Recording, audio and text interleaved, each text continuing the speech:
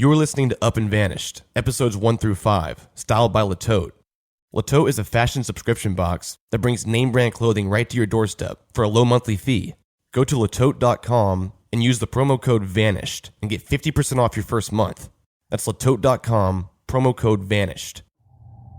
Previously on Up and Vanished. I had never heard that she went to a student's house in between the pageant and the barbecue. I've heard that in the talk around town. Is there any way to find out who that student was? Good gracious, that's been 10 years or more ago. They found full profile of white male DNA on the glove. And it's been entered into the Georgia DNA database, and it's been entered into CODIS for like 10 years, and there's never been a match. You know, there was a side of Tara that I didn't know. Very free with men, and one of them was a student, Anthony Vickers. Hey, is Anthony there? Man, this stuff's kind of a little funny talking about. Did you have any involvement in Tara's disappearance? No. Was there someone else in Tara's house that day? Oh, yeah, there was. It's some guy from Perry. Detective Heath Dykes, Perry Police Department. So he drove there with the sole intent of checking on Tara. Oh, yeah. Do you think it's odd that Heath Dykes didn't see the glove on the ground? I think it's unusual. You're dealing with a veteran detective. Is there any chance she might have left under her own free will with someone that she knew? I think that's how it started out, and then something went very wrong after that. I mean, I really do feel like it is an abduction at this point. The one person who has been vetted the most is her ex-boyfriend, Marcus Harper. He was absolutely tired of her. She was crying and was upset about something. She was very irrational, and she told me that if she found out I was dating someone, she would commit suicide. The only thing that the dogs showed any indication to was a burned house that had burnt down actually when we were down there. In this situation, we determined that they were responding to some septic lines or sewage. What I'm about to read you has never been released to the public. Tara's emails. On October 14th, Tara sent Marcus's mom an email. Tara says this: "Just remind Marcus what I said about something happening to me or even him. He leaves it like this, and something may happen to me."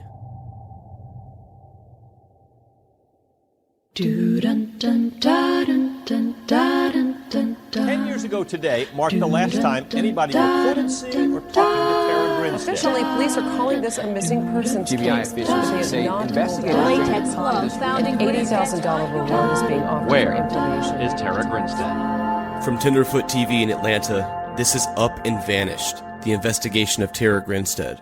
I'm your host, Payne Lindsay. During the last 6 to 8 months, I've had my fair share of white rabbits in this case. Dead-end leads have sent me on countless tangents that would last for weeks before I realized there was nothing to it. It's made me live by the phrase, if it seems too good to be true, then it probably is. I think the hardest part about the whole thing is separating what could be important information from what is completely meaningless. To solve something, you have to follow every single lead, regardless of your first impression. Sometimes the completely meaningless ends up meaning everything in a cold case. A few weeks ago, the private investigator received a new tip, which he shared with me. This was by far the biggest and likely the craziest tip I had heard yet. And as doubtful as it seemed in the beginning, it actually matched up with several accounts that I have received from separate people over the past couple months. The tip suggested that we search underneath a home in Ocilla. We had reason to believe that Tara's body was once there, or maybe it still was. For now, I have to keep the details about the location confidential, but I can assure you, this place is very significant. This whole thing started with a phone call from Maurice, just a few weeks ago. I got a tip tonight. They do heating and air conditioner stuff. The air conditioner went out on that house. He went under the house briefly. He had his flashlight and stuff like that. He said in the middle back, there was an oblong mound of dirt that was solid packed up. And he said in the corner was a shovel. To do the proper thing, you have to do a chemical analysis of the soil. The neighbor and the guy who owns the house, they're digging up 3 one-gallon paper bags to allow it to breathe like I instructed. Before they dig it up, tell them that I want to come down there. That's going to be arranged probably tomorrow. Starting route to Ocilla.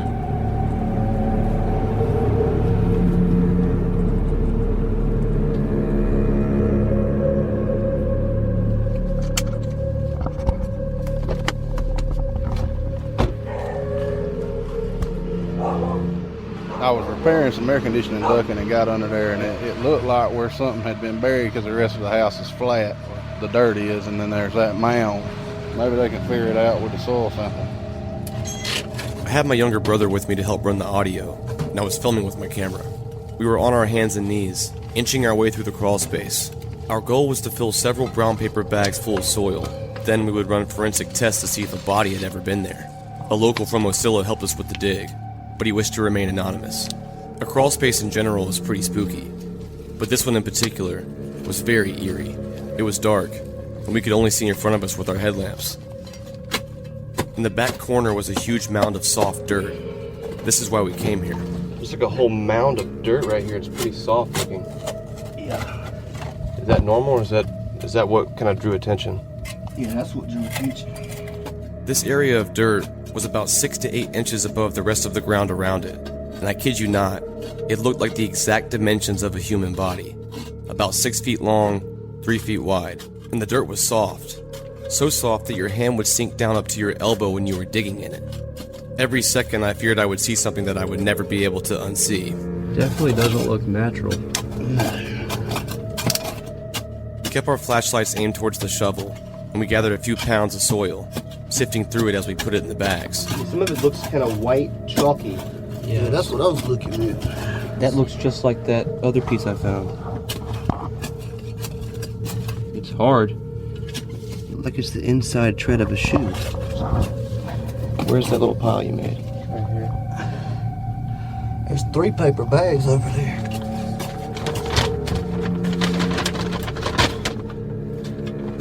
After about 30 minutes, we had filled the bags, and I was ready to get the hell out of there.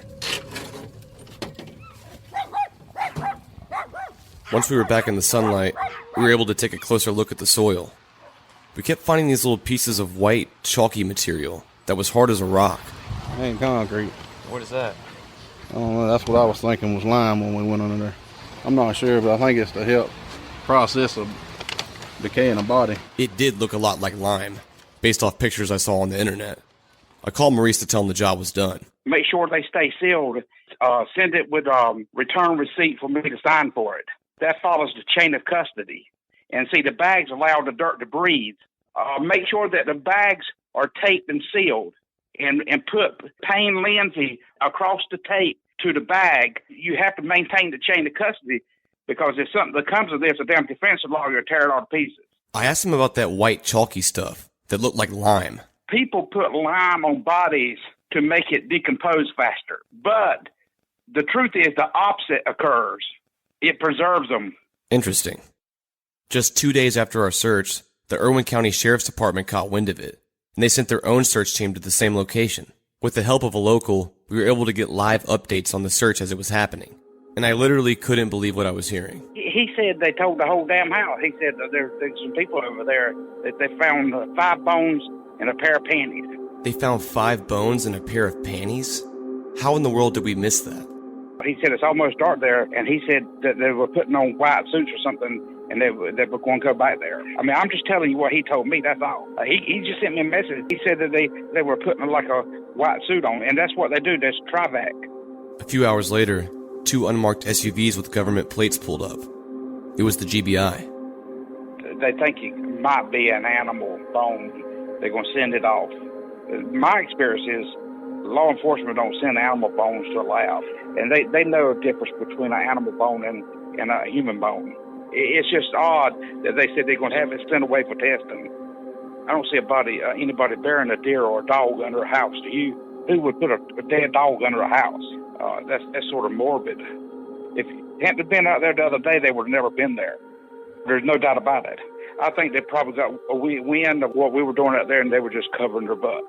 I guess we just have to wait and see. I'm surprised the media didn't pick it up. He has a point. Where's the media? In 2015, the GBI drained a pond to search for evidence linked to Tara, and they made a huge deal about it in the news, but they found absolutely nothing.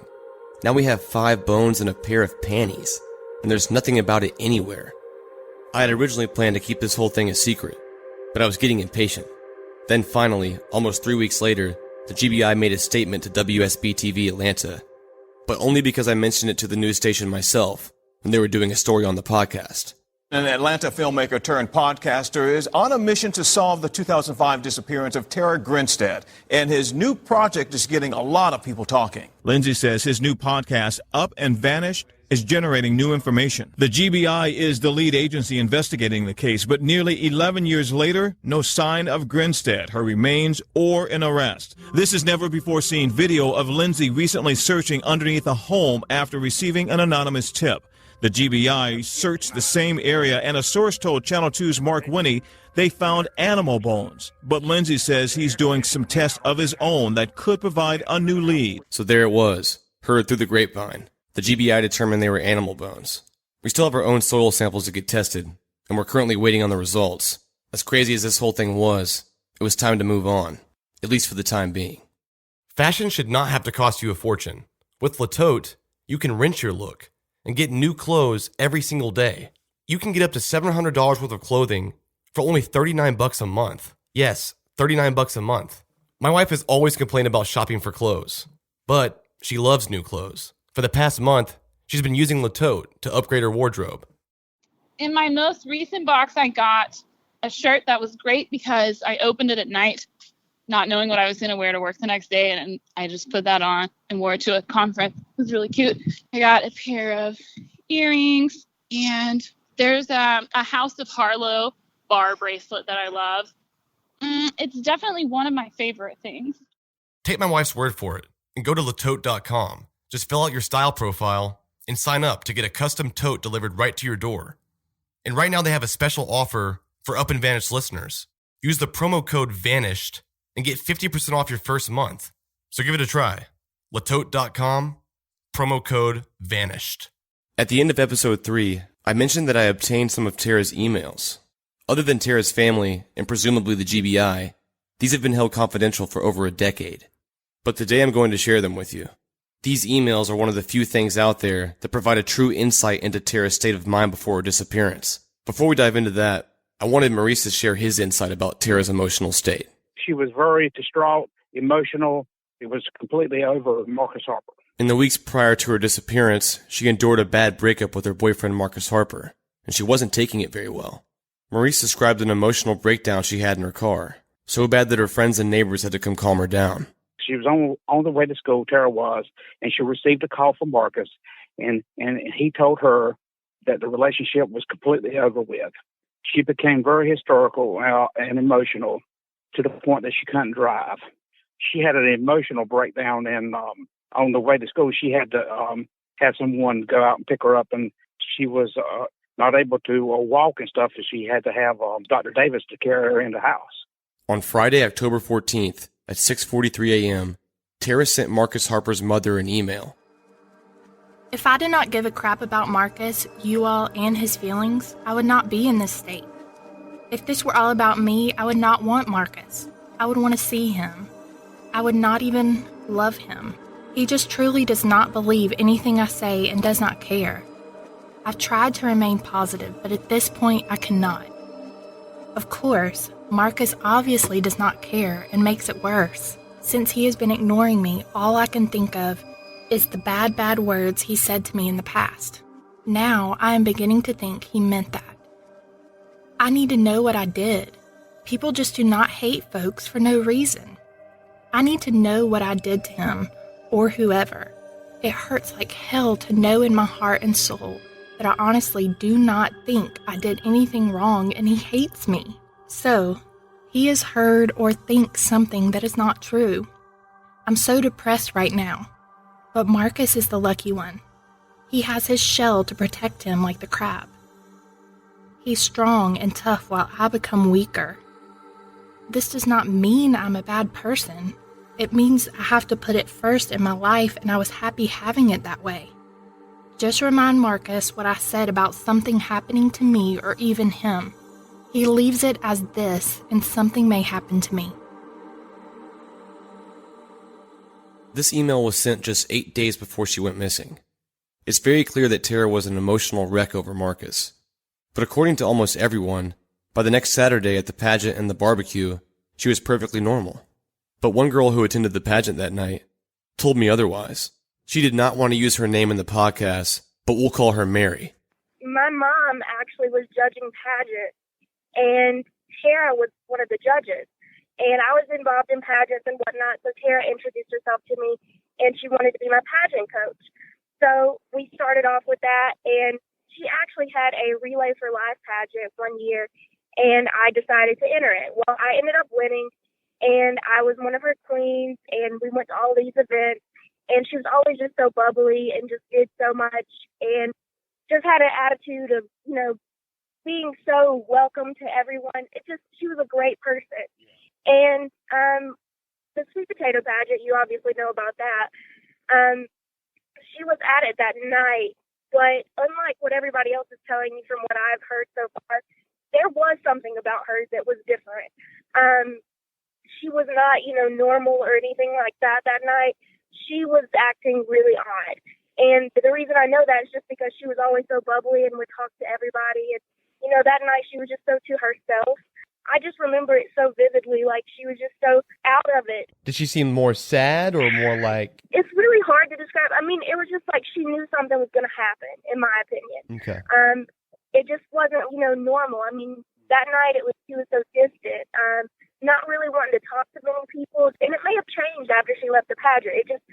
She just wasn't the same person that I figured that I've always known Tara. That night, we actually walked Tara to her car from the sweet potato pageant. She was parked in front of the theater that it was at. And I asked her, if there was anything wrong, because like I said, you could tell something was off about her, especially if you spent any time with Tara. There was something off about her. And she was like, no, I'm okay. And we were like, okay, and I hugged her, and that was the last time I had seen her. And she waved to my mom across the street, got in her car, left, and I had no idea what she did after that. Had you seen her in like the 2 weeks before that? Yes, we actually had a parade. There was a Relay for Life in Irving County that I had won. That was the pageant, and that was I think one of the last times that I saw her. But she had a boyfriend there with her. I'm not sure what his name was. I can't remember. He was tall. I know she had a boyfriend that was in the armed forces or something like that, and this was apparently a new boyfriend. At this point, I had learned of a bunch of different men in Tara's life. But who was this? She said she couldn't remember his name, but if she ever did, she'd let me know. I didn't see of him very much other than that. I mean, I think that was the only time I saw him. But her ex-boyfriend was very unhappy about it. The majority of people around here believe that her ex-boyfriend did something and that cops were involved in it. And that's why a lot of people can't put anything together, is because somebody on the inside did something, especially since her ex-boyfriend had so many friends in that field and had a lot of knowledge with that. Around here, it's so small of a town, somebody would know something, and somebody does, and they're just not saying anything. Like I said, though, the night of the sweet potato pageant, she knew something was going to happen. I'm really positive about that. She knew something was going to happen. She just was not her normal self. And everybody can tell you that she was, but I know that she was not acting normal. In the last episode, I interviewed a lady in charge of the cadaver dogs during the search for Tara. She told me that the dogs only hit once on a burned house near the area, but it turned out to be a septic line. I started researching more into the fire and obtained a copy of the fire marshal report. Everything about it just seemed really suspicious. In running a business, one of the most important things is the people who work for you. And hiring the perfect candidate can not only be stressful, but really time-consuming. With ZipRecruiter.com, you can post your job to 200 plus job sites, including social media like Facebook and Twitter. All with one single click. You can find job candidates in any city or industry nationwide. You just post the job once and watch your qualified candidates roll into ZipRecruiter's easy-to-use interface. There's no more juggling emails or calls to your office. With ZipRecruiter, you can quickly scan candidates, rate them, and hire the right person fast. If you run a business and you're looking for your next hire, ZipRecruiter.com is where you need to go. And right now, Up and Vanished listeners can post jobs on ZipRecruiter for free by going to ZipRecruiter.com/vanished. So, if you're looking for the perfect hire, look no further. Just go to ZipRecruiter.com/vanished.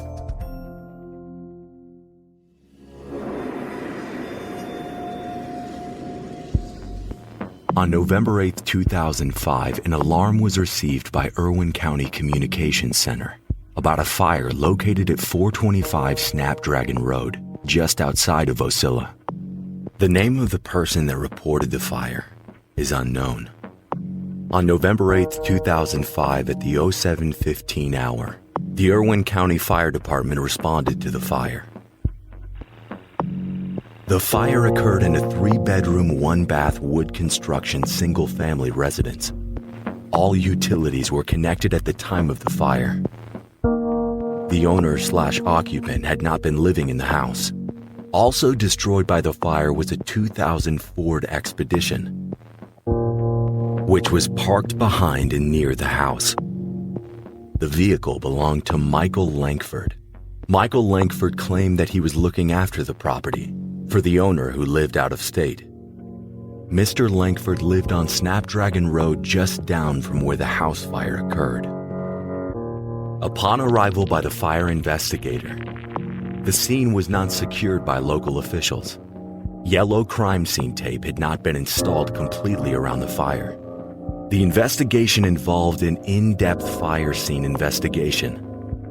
The residence was completely destroyed. The only remnants of the house were the brick pillars, a fireplace, and chimney. Due to the amount of damage to the house and SUV, the fire investigator was not able to determine if the fire originated at the residence or the vehicle. Accelerant Detection K9 examined the scene and made one indication on the ground beside the driver's side of the vehicle. However, it was determined to have likely come from the vehicle's gas line. The cause of the fire was ruled undetermined and remains the same to date. To determine if the fire was connected to the disappearance of Tara Grinstead, different cadaver dogs were used on different occasions to examine the burnt house. The dogs hit in the front part of the house. The investigators determined that the dogs were hitting on a septic line at the house and not a dead body. The fire marshal report that I have right here says the cause of the fire is unknown. The report was filed by a man named Vernon Singley, the fire marshal at the time of Tara's disappearance. I was lucky to get a hold of him last week. I wanted to know why they couldn't figure out what caused the fire. Okay. I can tell you what led us to that determination, because we ended up having to sift that scene out. When we arrived at that scene, it wasn't nothing but one big black spot, and I remember it had one chimney standing in the middle of this house. Wow.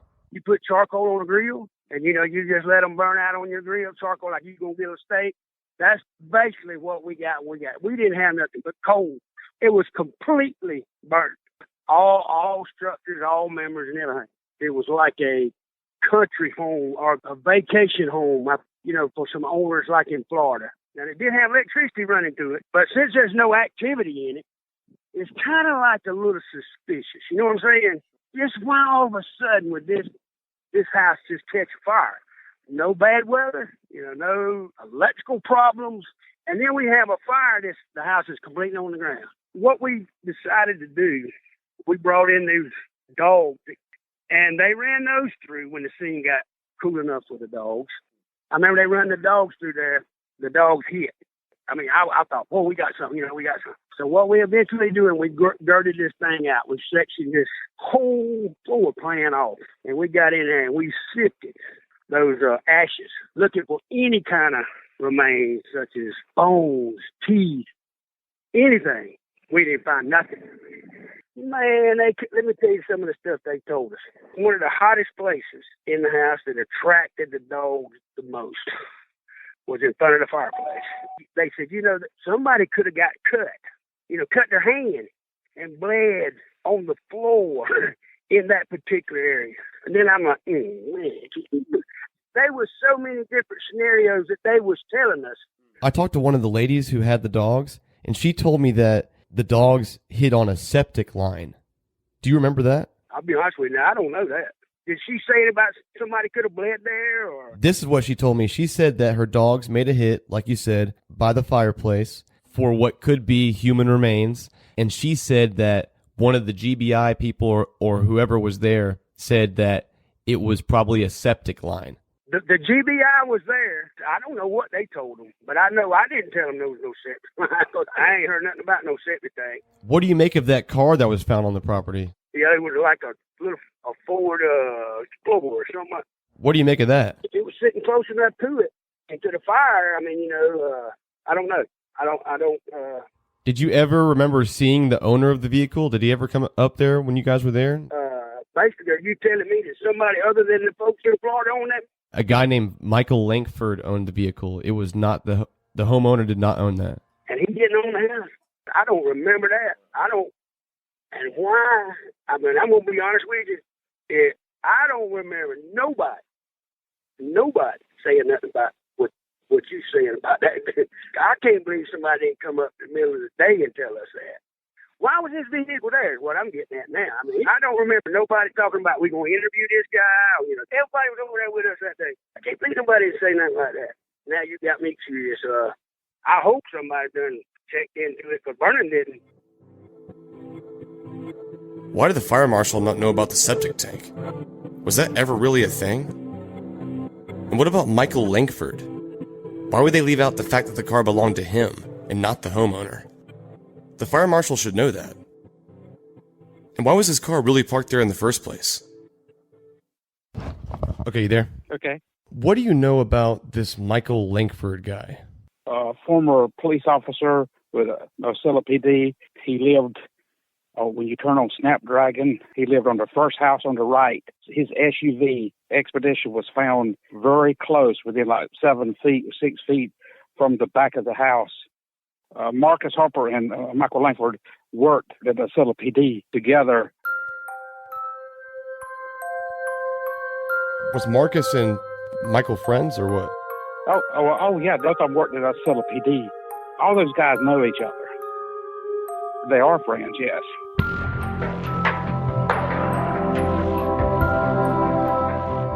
Thank you guys for listening to episode 4 of Up and Vanished. Starting next Monday, each week in between a new episode, I'm releasing a smaller episode called Case Evidence, where I break down all the finer details about the case. You can actually call in and leave a voicemail on a number we set up for the podcast. You can leave a question about the case, and we'll answer it next week. The phone number is 770-545-6411. Again, 770-545-6411. I've decided to make the Up and Vanish podcast a total of 12 episodes, which will be split into 2 seasons with 6 episodes each. That means there's only 2 episodes left this season, and the season 1 finale will premiere on October 24th. Season 2 will premiere in January. Again, guys, thanks for listening, and see you next week.